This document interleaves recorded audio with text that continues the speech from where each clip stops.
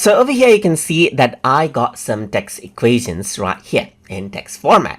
So if you have these kind of formats, then what you can actually use is something called block equation to turn it into an equation view.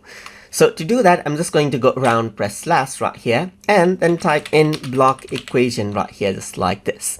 So once you actually go ahead and add this in, you can see that this block actually asks you to add in the text equation right here. So now if I were to go ahead and then let's say, for example, cut this and paste this out right here, or you can copy and paste, you can see that it is now displayed in an equation format.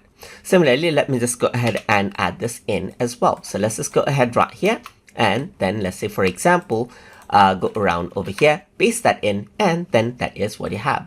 Similarly, let me just go ahead and copy this. I'm not going to cut that.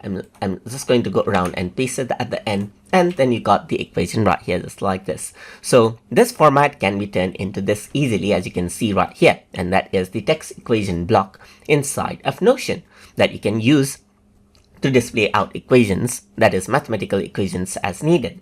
So I hope you guys learned something as always.